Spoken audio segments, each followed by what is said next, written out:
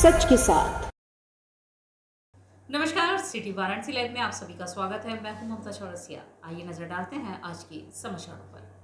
करौंदी स्थित ITI college में सोमवार को अप्रेंटिसशिप मेले का आयोजन किया गया, जिसमें आसपास के लगभग 250 ITI छात्रों ने भाग लिया। सोमवार को शारीरिक शिक्षा विभाग कला संकाय काशी हिंदू विश्वविद्यालय में तीसरे दिन प्राथमिक चिकित्सा और CPR पर राष्ट्रीय कार्यशाला और प्रमाणन कार्यक्रम में LSSI विशेषज्ञों ने सभी प्रतिभागियों के सामने क्रमशः प्रतिकूल और आपातकालीन परिस्थितियों में विभिन्न संकेतों और सांकेतिक भाषा के उपयोग का प्रदर्शन किया।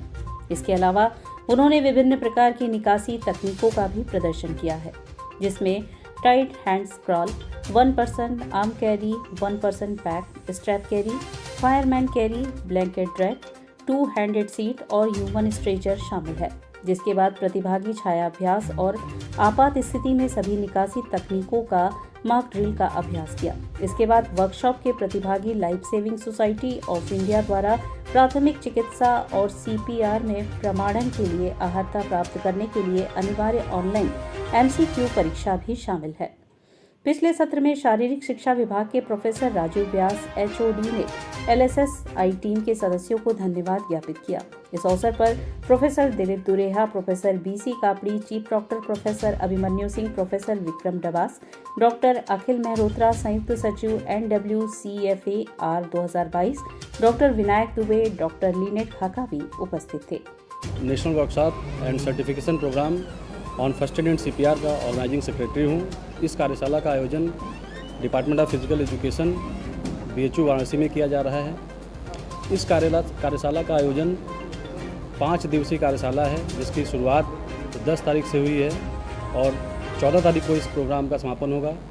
इस कार्यशाला में life saving society of India से एक्सपर्ट्स आए हैं, जिन्होंने फर्स्ट एड और CPR पे हर व्यक्ति, हर पार्टिसिपेट को उन्होंने प्रैक्टिकल साथ साथ में थ्योरी का नॉलेज दिया। उसके बाद उन्होंने प्रत्येक इंडिविजुअल को बुला के जितनी भी टेक्निक्स थी CPR की, ब्लीडिंग की, या कैसे हमको किसी भी इंजर्ड व्यक्ति को एक स्थान से दूसरे स्थान पर कैरी करके ले जाना है अकेले ही, चाहे वो कितना भी उसका वजन हो, ऐसी टेक्निक्स बताई हैं, जिनके माध्यम से मुझे पूरा विश्वास है कि जो हमारे प्रतिभागी हैं जागरूक होने के साथ साथ वो उस कंडीशन में आ गए हैं कि अगर कोई आपातकालीन स्थिति में कोई व्यक्ति, कोई विक्टिम, चाहे वो घर पे हो, वर्क प्लेस पे हो, चाहे वो मैदान में हो, यात्रा कर रहा हो, अगर हमारे सर्टिफाइड ट्रेनर जितने भी पार्टिसिपेंट्स आए हैं वो अगर वहाँ मौजूद होते हैं तो मुझे पूरी उम्मीद है कि उनके जीवन रक्षा करने में, उनको आगे की जो कठिनाई है उसे बचाने के लिए, उनको जितना कंफर्ट देने के लिए, साथ ही साथ उनको जो स्पेशलाइज्ड ट्रीटमेंट जहाँ पे हो रहा है वहाँ तक पहुँचाने के लिए 100% उनकी मदद कर पाएंगे।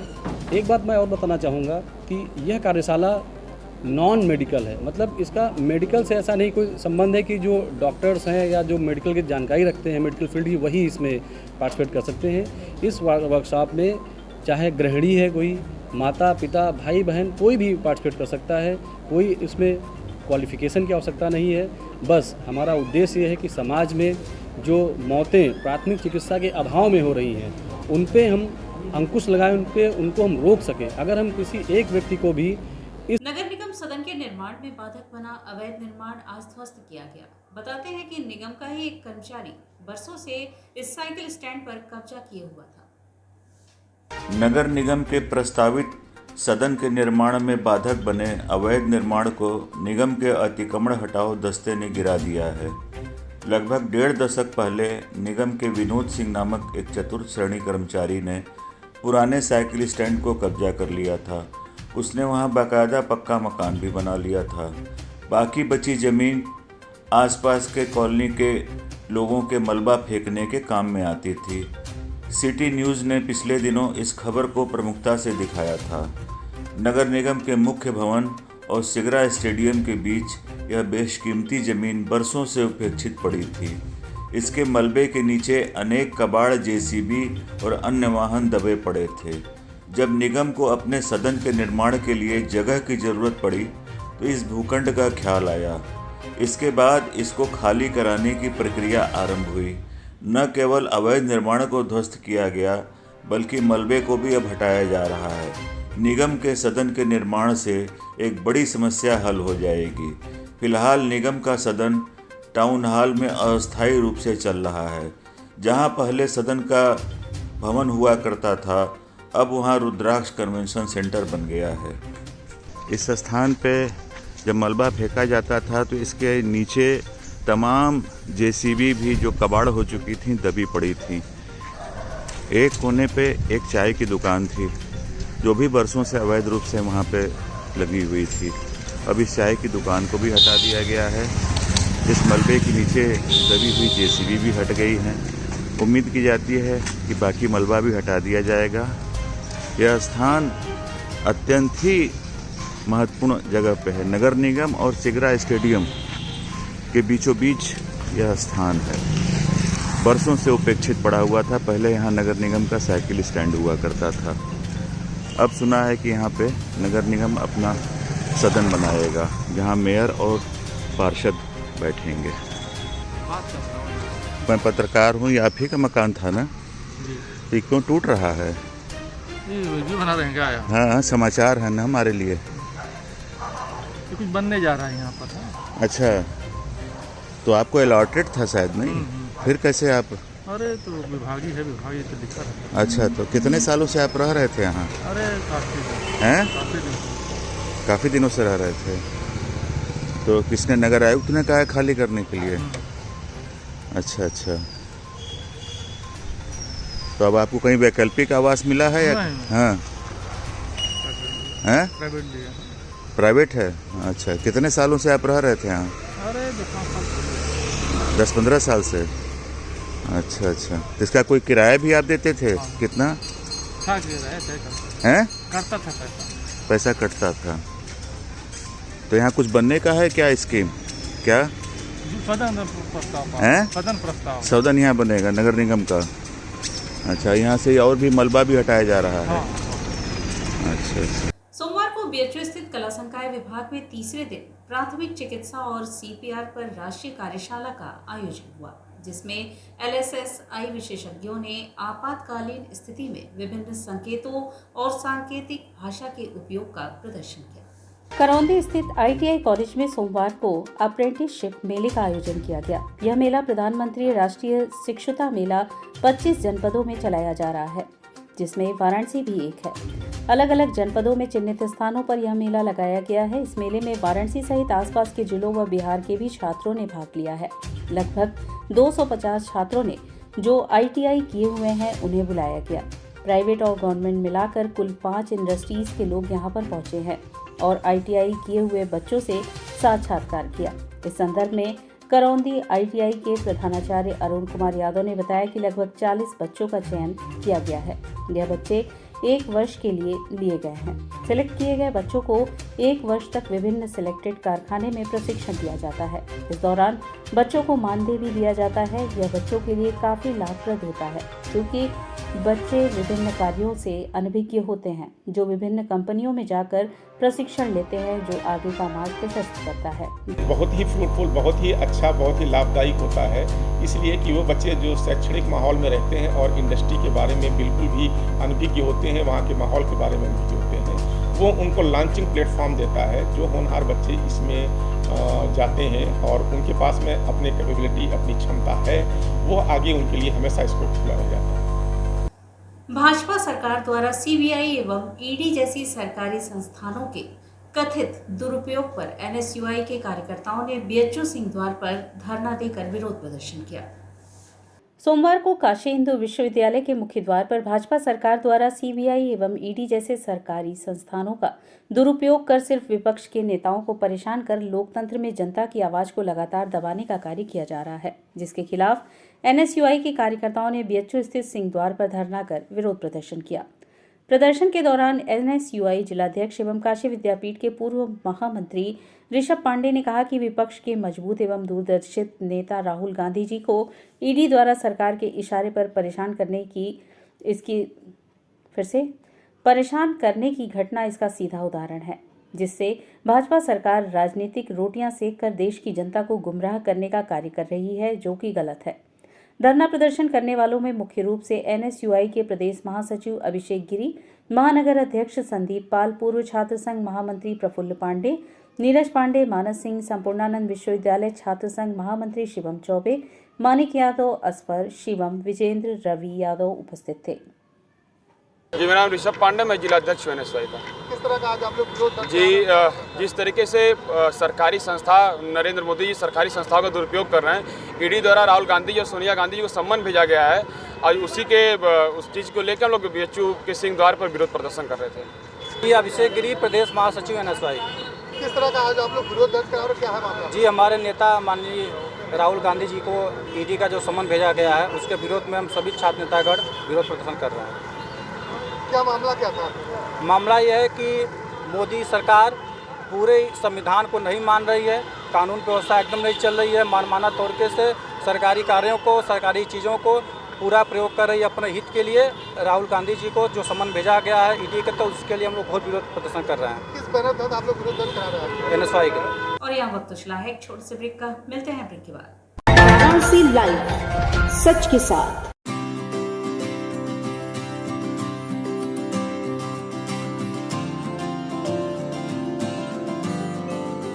We know how to shine, we know how to rise. We are nurtured with the best, having fun and some rest. We are learning today, we will lead tomorrow. We are choosing our way, we're learning and play. We are creative, that is our motive. We are RS World School. We are creative, that is our motive. We are RS World School, RS World School. We just don't believe in learning, we believe in creative learning. We are RS World School. Learn today, lead tomorrow.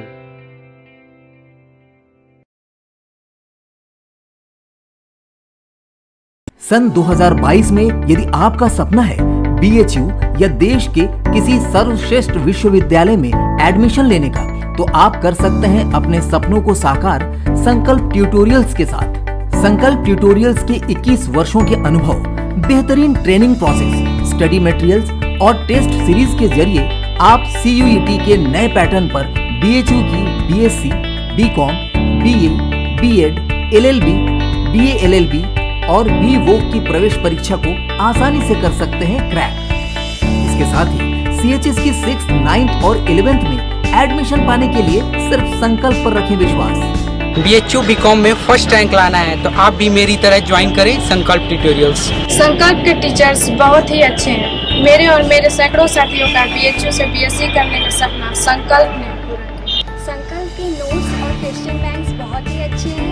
मेरी तरह आप भी BHU BEd में first rank ला सकते हैं। CUET के नए pattern पर BHU की प्रवेश परीक्षाओं की तैयारी के लिए संकल्प ट्यूटोरियल्स ने अपने study material, question bank, problem seat और अपने अध्यापन शैली को पूरी तरह से अपडेट किया है ताकि हमारे विद्यार्थी हर वर्ष की तुलना में इस वर्ष और शानदार परिणाम दे सकें। वाराणसी के किसी भी ब्रांच से या ऑनलाइन प्लेटफॉर्म पर अभी संपर्क करें, क्योंकि संकल्प जिसका नहीं है कोई विकल्प। कोरोना वायरस ने देश में एक बार फिर से रफ्तार पकड़ ली है।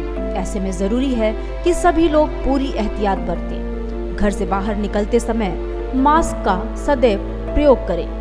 समय समय पर हाथों को सैनिटाइजर से सैनिटाइज करें। ज्यादा भीड़ भाड़ वाली जगहों में जाने से बचें। 2 गज की दूरी का पालन करें। स्वस्थ रहें, सुरक्षित रहें। जनहित में जारी वाराणसी लाइव। वाराणसी लाइव, सच के साथ। और ब्रेक के बाद पुनः आपका स्वागत है। शहर से गुम होते सिनेमाघरों में शीघ्र ही साहू पैलेस का नाम जुड़ जाएगा। सिर्फ उसकी अब एक दीवार ही बची है। सिनेमा उद्योग से जुड़े तथा दीपक सिनेमा के मालिक दीपक शाहपुरी बताते हैं कि शावक गांधी पहले नॉवेल्टी सिनेमा में मैनेजर हुआ करते थे। सन 50 के दशक में उन्होंने शिरीन टाकीज बनवाया। बहुत कम लोगों को पता होगा कि दीपक सिनेमा का नाम ही पहले नॉवेल्टी था। अब दीपक भी नहीं रहा। टीवी और मल्टीप्लेक्स की आंधी में यह भी उड़ गया। अब यहाँ शाहपुरी मॉल बना है। शिरीन टाकीज करीब 2 दशक तक धड़ल्ले से चला, फिर अचानक बंद हो गया। बरसों तक बंद रहा। फिर नई साज सज्जा के साथ 70 के दशक में प्राची के नाम से खुला। प्राची भी लगभग 2 दशक तक चला। इसमें IS जौहर की 5 राइफल्स और BR चोपड़ा की निकाह जैसी फिल्में लगीं, जिसने गोल्डन जुबली मनाई। मुस्लिम बाहुल्य इलाका होने की वजह से यहाँ मुस्लिम पृष्ठभूमि पर बनी पिक्चरें ज़्यादातर लगती थीं। प्राची सिनेमा भी लगभग 2 दशक तक चला, फिर यह भी बंद हो गया। बरसों की बंदी के बाद अंत में यह साहू पैलेस के नाम से फिर खुला। जब साहू पैलेस खुला उस समय तक तमाम मनोरंजन सेटेलाइट चैनल लॉन्च हो चुके थे। केबल टीवी घर घर पहुंच चुका था। लोग सिनेमा हॉल जाने से कतराने लगे थे। इस दौर में अपना अस्तित्व बचाने के लिए शहर के अन्य सिनेमाघरों की तरह साहू पैलेस को भी सस्ती अंग्रेजी फिल्मों का सहारा लेना पड़ा। इसके दर्शक या तो समाज के निचले तबके के लोग होते थे या स्कूली छात्र और युवा, लेकिन इस दर्शक वर्ग के सहारे कब तक सिनेमा हॉल चलता।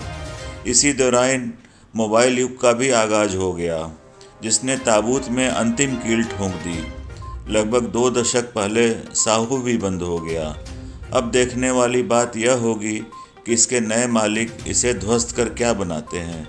फिलहाल इस रास्ते से गुजरते समय यह सिनेमा घर कुछ पुरानी यादों को जरूर कुरेदता है।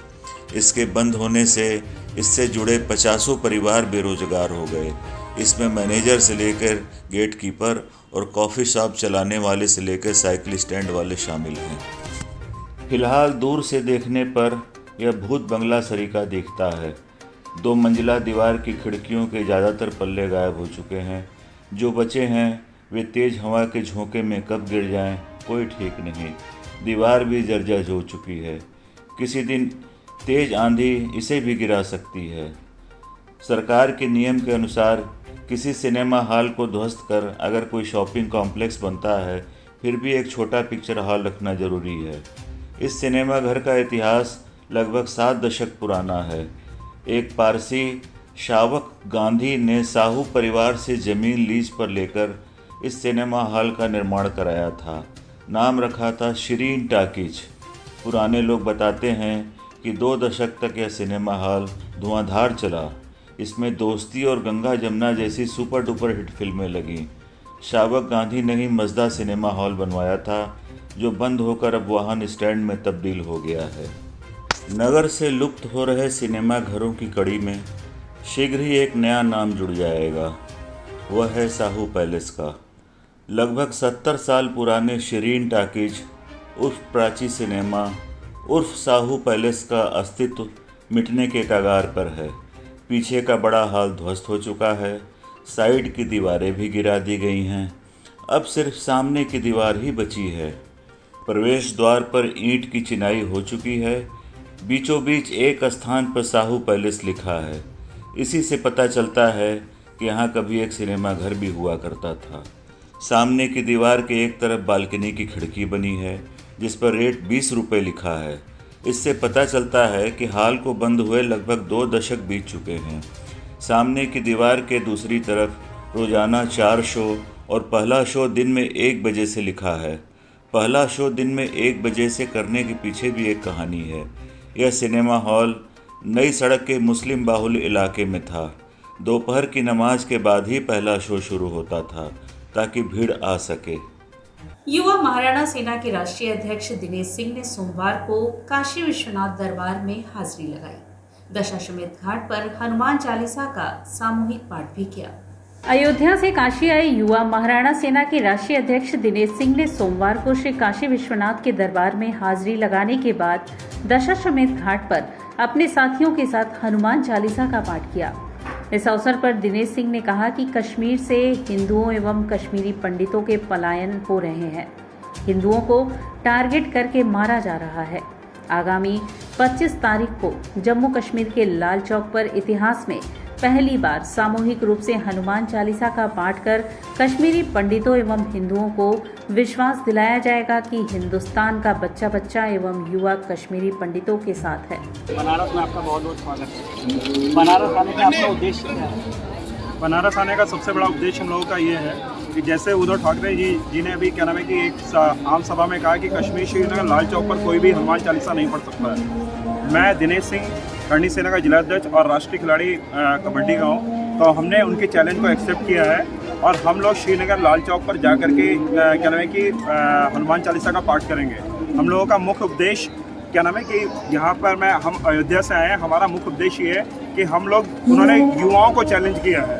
सत्ता के लालच में उद्धव ठाकरे जी ने नुपुर राणा को और रवि राणा जी को क्या नाम है कि 14 दिन की न्यायिक हिरासत में अपने जेल में रखा और हनुमान मात्र उनका इतना कसूर था कि उन्होंने उद्धव ठाकरे जी के घर के आगे हनुमान चालीसा पढ़ा था।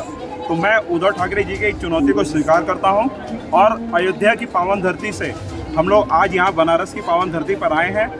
भोले शंकर का आशीर्वाद प्राप्त करके हम लोग 25 जून को 2022 को हम लोग श्रीनगर लाल चौक पर जाकर के हनुमान चालीसा पढ़ेंगे। नवनीत राणा ने जो हनुमान चालीसा का पाठ उद्धव ठाकरे के घर के बाहर किया, क्या वो भी आज आपके साथ मौजूद है?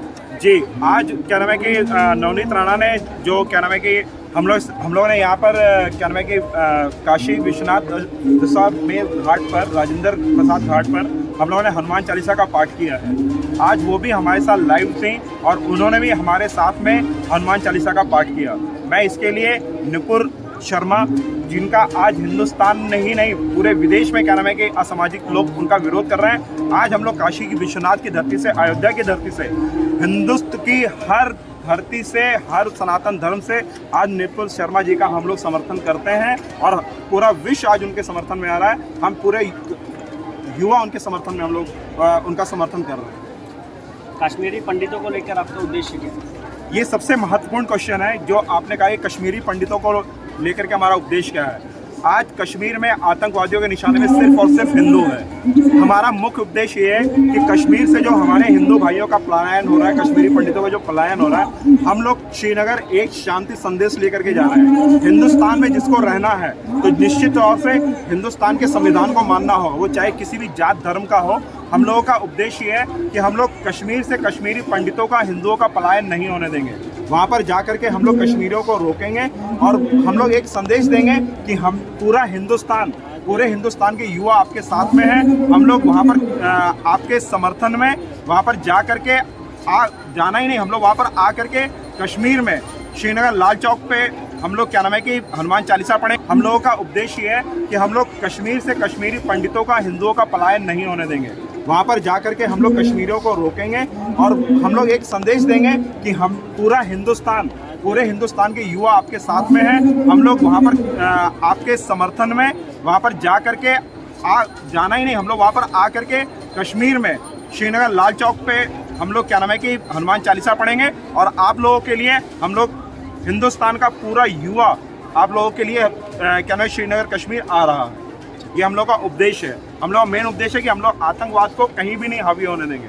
जैसा कई बार आतंकवादियों का हमला हुआ, लेकिन हिंदुस्तान की धरती है, युवा हैं जिनके बल पर क्या नाम है कि युवा शक्ति के बल पर ही ताना बाना बुनता है। जिस ओर जवानी चलती है उस ओर जमाना चलता है। तो मैं कहना चाहूँगा आपके माध्यम से और काशी विश्वनाथ धरती के माध्यम से कहना चाहूँगा कि हम लोग जैसे 370 आर्टिकल हटा था, मैंने श्रीनगर लाल चौक पे तिरंगा लहराया। 2019 में श्रीनगर लाल चौक पे तिरंगा लहराया करोड़ों युवाओं की तरफ से।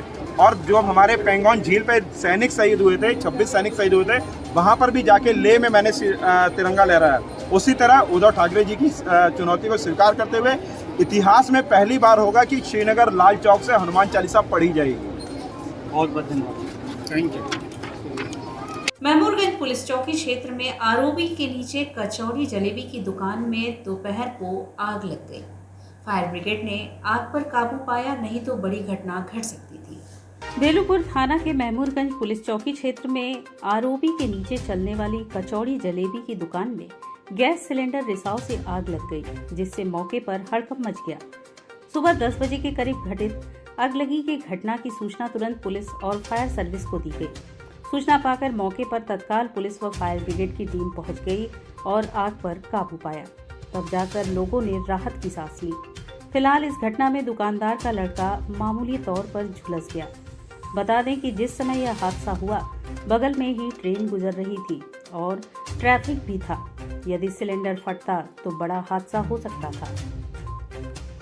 घटना हुआ था कि सुबह के टाइम में लड़का सिलेंडर में वाशर लगा रहा था, तो सिलेंडर लीक था, तो उसमें माचिस मारा तो सिलेंडर ब्लास्ट हो गया, पूरा आगे फेंकने लगा और उसका लगभग 15 या 20 हज़ार के आसपास में नुकसान हुआ होगा। लड़का थोड़ा बहुत जरा है, हाँ थोड़ा सा। दमकल की गाड़ी मौके पे आई थी कि नहीं? दमकल की गाड़ी मौके पर नहीं आई थी, थोड़ा समय लग गया आने में, बहुत ज़्यादा जाम हो गया था, गर्दिश हो गया था। पुलिस वाले रास्ते थे यहाँ पे, हम लोग अपने खतरे से रोला पड़ के थोड़ा बहुत मदद किए हैं, टेम्पू वाले भी मदद किए हैं। कोई जला है कि नहीं? एक लड़का उनका हल्का फुल्का शायद जो किस चीज़ की दुकान थी? छोला और पकौड़ी का। रविवार को उदार विरमानपुर में Uttar Pradesh non Olympic association एवं उत्तर प्रदेश गदा जोड़ी एसोसिएशन के संयुक्त तत्वाधान में प्रथम राज्य स्तरीय जोड़ी गदा दंगल प्रतियोगिता का आयोजन हुआ। रोहनिया के ओदार विरभानपुर में रविवार को युवक मंगल दल युवा कल्याण विभाग के सौजन्य से Uttar Pradesh non Olympic association एवं उत्तर प्रदेश गदा जोड़ी एसोसिएशन के संयुक्त तत्वाधान में प्रथम राज्य स्तरीय जोड़ी गदा दंगल प्रतियोगिता का आयोजन किया गया, जिसमें वाराणसी, मिर्जापुर, भदोही, चंदौली तथा जौनपुर जिले के पहलवानों ने भाग लिया। गदा प्रतियोगिता में सबलपुर अखाड़े में गदा सम्राट जोखू पहलवान ने 45 किलो गदा को एक हाथ से 35 बार फेरकर प्रथम स्थान पर तथा बनारस के ओम प्रकाश पहलवान ने 35 किलो वजन वाली जोड़ी को 50 बार फेरकर प्रथम स्थान प्राप्त किया, जिसके दौरान मुख्य अतिथि नीरज पहलवान तथा विशिष्ट अतिथि योगेंद्र चौधरी, सचिव Uttar Pradesh body building association तथा AK सक्सेना, महासचिव उत्तर प्रदेश ओलंपिक एसोसिएशन ने संयुक्त रूप से प्रतियोगिता में प्रथम, द्वितीय तथा तृतीय स्थान प्राप्त करने वाले पहलवानों के साथ साथ सभी प्रतिभागी पहलवानों को सर पर साफा बांधकर माल्यार्पण के साथ मेडल पहनाकर पुरस्कृत किया।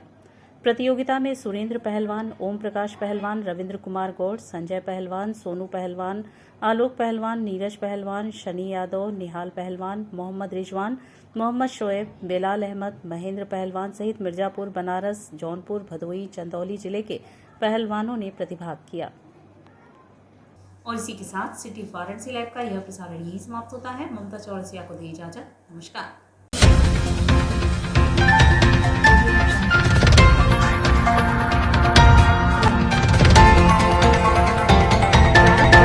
लाइव सच के साथ।